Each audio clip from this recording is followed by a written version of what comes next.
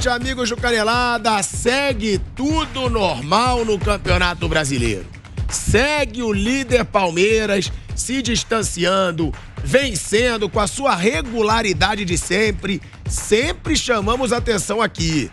O Palmeiras é muito regular.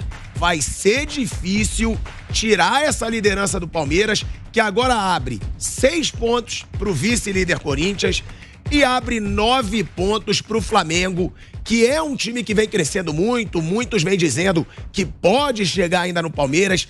9 pontos é uma distância muito grande. E com um time misto, poupando muitos jogadores aí para o jogo decisivo contra o Galo na Libertadores.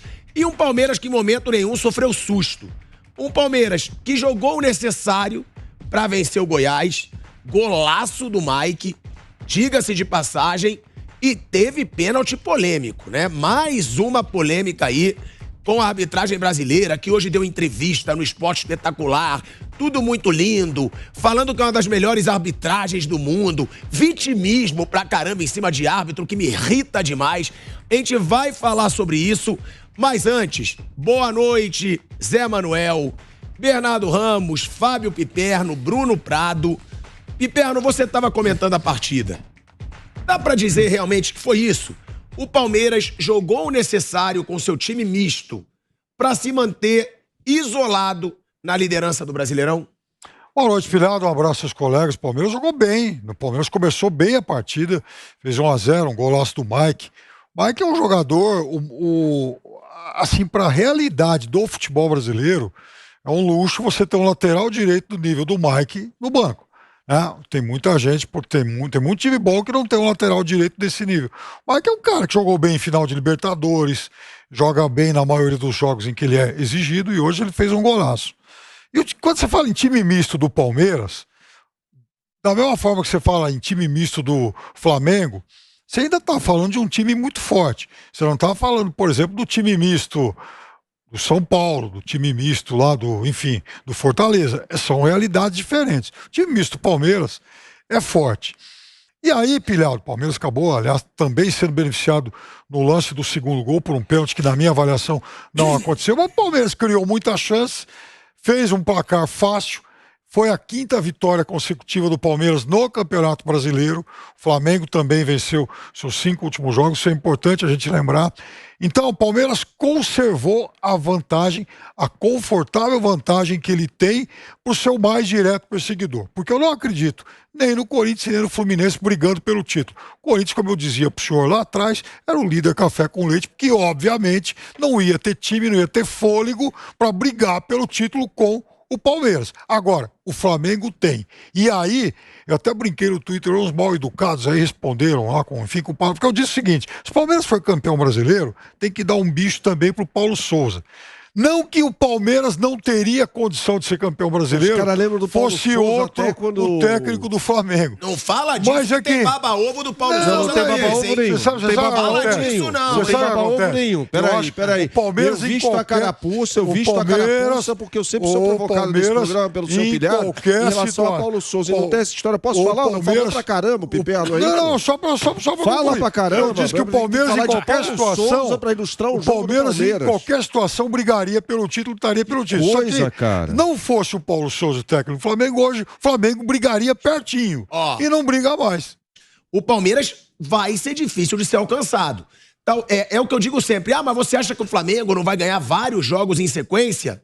Vai. Tem time pra isso. Mas o difícil é o Palmeiras perder vários jogos em sequência, porque é muito regular esse time do Palmeiras, né, Bernardo? Não é questão só de, primeiramente, boa noite a todos, né? Eu já atropelei aqui o comentário do meu querido amigo Fábio Piperno, porque tem que lembrar de Paulo Souza para enaltecer o Palmeiras. O Paulo Souza não tem nada a ver. Tem que lembrar de Paulo Souza sempre, porque ele jogou 6 meses do Flamengo no lixo. Eu concordo. Os caras falam aí, que os caras não, né? Tem nome e sobrenome, Thiago Asmar, Pilhado, né? Com codinome Pilhado. Que fica falando aqui que eu sou babão. Não, cara, eu defendo a continuidade de trabalho e sei que o cara trouxe boas ideias aqui, mas já é passado, não tem que falar sobre isso para enaltecer mais uma boa vitória do Palmeiras e passa por isso, né? O camarada, quando olha assim para a pontuação, ele fala, não, dá para pegar 9 pontos, tá, mas é impossível olhar para os números sem enxergar o desempenho.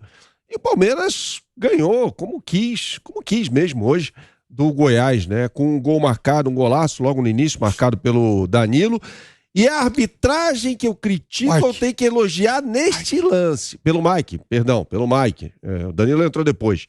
A arbitragem que eu critico do Jean-Pierre, a gente vai chegar lá, eu tenho de elogiar neste lance, porque teve uma falta do Navarro que não é dado, que possibilita a ligação do contra-ataque para o Dudu, que faz uma assistência espetacular para o Mike.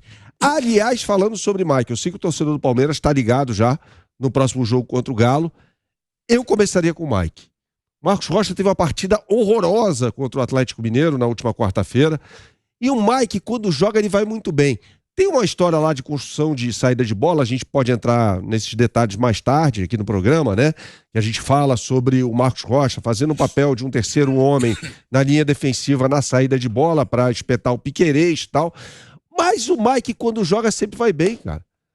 Jogou muito bem na final da Libertadores contra o Flamengo no ano passado. Aliás, a jogada do gol é dele, a assistência para o Rafael Veiga é dele. E mais uma vez, é um jogador que se apresenta ofensivamente melhor do que o Marcos Rocha. E defensivamente, aí o cara vai perguntar assim, mas pô, vai ter o Keno em cima dele no próximo jogo? Sim, mas o Marcos Rocha levou um baile do Keno naquela partida. Não só do Keno, né? Por vezes o Marcos Rocha até me parecia um pouco perdido ali na esquematização tática defensiva do Palmeiras, aparecendo muitas vezes no lado esquerdo. Aconteceu por 2 vezes, tanto no lance que ele comete o pênalti em cima do Jair. Então, eu começaria com o Mike. Eu acho que dá mais segurança, não só defensivamente, e é uma demonstração de poderio ofensivo que o Palmeiras pode ter no jogo de quarta-feira. Bruno Prado e Zé Manuel. A gente fala do Palmeiras, quando eu falei pro Bernardo, não é só o Flamengo ganhar pra chegar, é o Palmeiras perder. Porque a regularidade do Palmeiras, eu acho que é um dos pontos fortes desse time do Palmeiras. É engraçado que você fala isso como se fosse minha culpa, né? Tipo, eu falei para o Bernardo que não é só o Flamengo ganhar. Parece uma verdade. Não, falei aqui a pergunta que eu te fiz. Isso não, quando eu tenho que te esculhambar com relação ao Paulo Souza, eu tô nervosidade, hein? Eu tô nervoso aqui, faz em relação ao Paulo Souza. Eu não posso falar que o Paulo Souza fez nada. Assim, ele não fez nada. Ele não fez nada. Uma pessoa que fala que o Paulo Souza fez alguma coisa no Flamengo, ele só fez merda. A única coisa que o Paulo Souza fez no Flamengo, ele revelou o Vitor Hugo, foi a única ele bancou a permanência ele do jogou Lázaro. o Flamengo na sarjeta e o Dorival recuperou. Mas tudo bem. O Bruno Prado, me diz uma coisa. Já são, Zé Manuel, são 12 rodadas já. É a 12ª rodada consecutiva na liderança do Brasileirão. O Palmeiras já tá na liderança há muito tempo do Brasileirão. Então é difícil você achar que um time... O Flamengo tá com um timaço? Tá. Eu acho hoje o melhor time do Brasil? Acho. Mas, pô, tirar 9 pontos de um time que não costuma perder, que tem a melhor defesa do campeonato, não tem, Piperno? É o Palmeiras? Tem a melhor defesa do campeonato e que tá na liderança 12 rodadas, é complicado. É difícil, assim, o Palmeiras é um time muito regular, o Palmeiras erra pouco, perde pouco, perdeu só 2 jogos no campeonato e no ano inteiro, se você pegar, são pouquíssimas derrotas. E tem o campeonato de pontos corridos, você vai ganhando o campeonato aos poucos, né? E o Palmeiras agora ele tem o Corinthians fora de casa, o Corinthians que é o vice-líder também, não acredito no Corinthians brigando por título, mesmo que vença o Palmeiras, claro, aí você tem que respeitar a matemática, se vencer fica 3 pontos, mas eu não acredito que o Corinthians vá brigar realmente até o final pelo título. O Corinthians, ele tem mais ponto do que bola, ok, o campeonato é de pontos corridos, mas o desempenho do Corinthians não justifica tantos pontos que ele tem no campeonato, e depois ele tem o Flamengo, né? Depois do Corinthians ele tem o Flamengo aqui em São Paulo.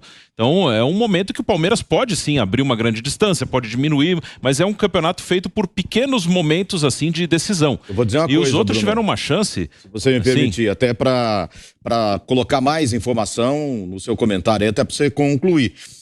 As próximas 4 rodadas, eu acho que vão dizer muito sobre a briga entre Palmeiras e Flamengo. Sim. Palmeiras, depois daqueles 3 resultados de 2 empates contra Avaí e Fortaleza e a derrota para o Atlético Paranaense, que foi no meio, ele começou a ganhar e ganhou todos os jogos, mas eram resultados esperados. Eram vitórias meio que obrigação para quem quer ser campeão brasileiro. Flamengo ganhou Cuiabá, América, Inter, Ceará e Goiás. Né?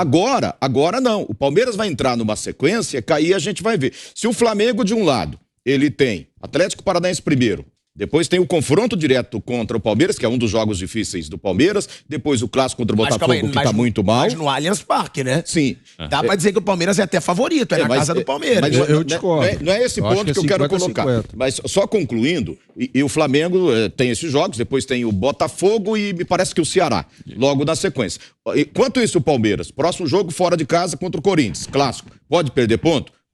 Pode ganhar também, mas é jogo difícil. Sim. O Flamengo num confronto direto. Claro, o Flamengo vai estar preocupado com a possível semifinal de Copa do Brasil. Se ele passar pelo Atlético Paranaense, o Palmeiras não. O Palmeiras joga, o Flamengo vai ter essa também desvantagem, né? Ele vai a Curitiba pegar o Atlético Paranaense antes do jogo Palmeiras, e o Palmeiras vai ter a semana livre. E se passar, já tem semifinal da Copa do Brasil, logo na quarta-feira, provavelmente, na quarta-feira seguinte. Depois ainda, o Palmeiras tem o Fluminense no Rio de Janeiro e o Bragantino, que também é fora de casa. Ou seja, nessas 4 próximas rodadas, vamos saber se o Palmeiras mantém essa distância ou se vai dar chance para o Flamengo se aproximar. E esses jogos que o Zé falou, Avaí, Atlético Paranaense e Fortaleza, foram 3 jogos que o Palmeiras não venceu ali, foi um momento de instabilidade. Não conseguiram aproveitar, acho que foi a primeira chance que os outros times tiveram de chegar no Palmeiras. Ninguém ultrapassou, o Corinthians chegou a ficar 1 ponto ali, chegou a encostar, mas ninguém passou. E aí o Palmeiras se manteve líder, voltou